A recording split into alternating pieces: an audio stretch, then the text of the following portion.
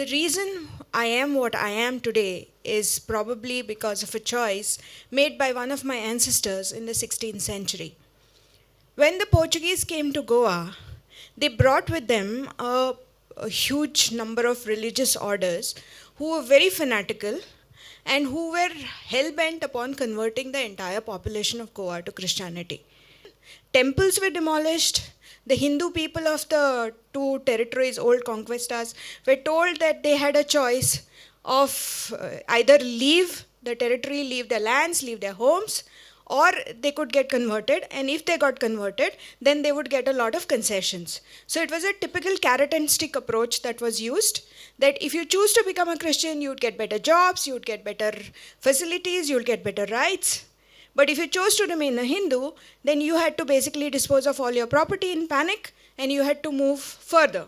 That further was actually crossing the river, because on the other side of the river at that point of time, the land was controlled by the Saundekar Desais, who were the Hindu kings.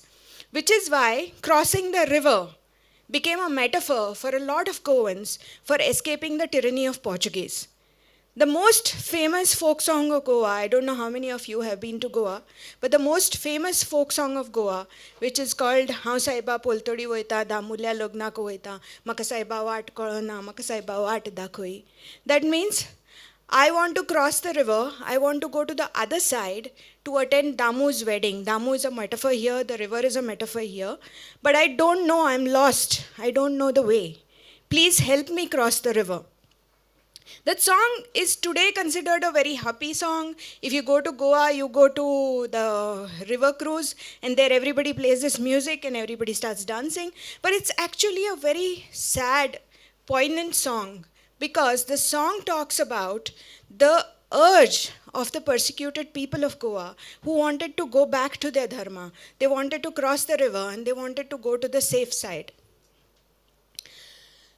Today, the reason why you find so many Hindu temples located in and around Ponda in Goa is because all of those temples were actually originally in the districts of Salsette and Bardez and Tiswadi, but they were demolished by the Portuguese, and wherever possible, the people escaped with the deities, with the main Vigraha, and they took it, crossed the river and went to the other side, and they built the new temples here, which is why today you find most famous temples of Goa in and around the 5 kilometers areas of Ponda. The only one temple in Goa that you can still see that survived the Portuguese demolitions is at a place called Tamdi Surla.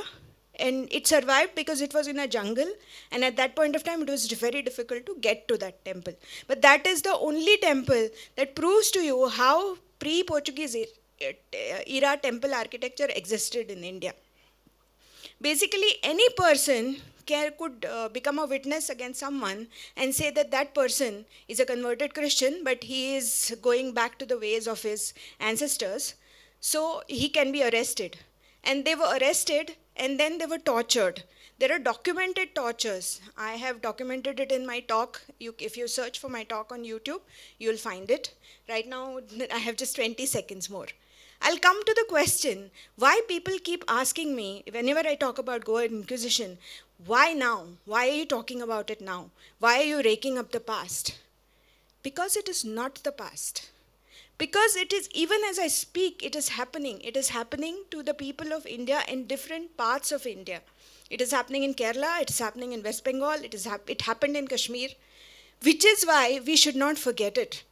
Till we come to terms with our past, till we seek answers, till we get closure, and till we heal our wounds, they will always continue to haunt us, which is why it is necessary to speak about this till the church is held accountable to it, because all this happened under the church's orders. The church apologized to the Rwandans, the church apologized to the Jews. There is no reason why the church shouldn't apologize to the Goans and the crime on humanity that it perpetrated. Thank you. Namaste. We hope you enjoyed this Chitti Media content. Please remember to subscribe to us and switch on the notifications for this channel. For our other social media links, more content, and to support our work, please visit citti.net. Dhanyavad. Namaskar.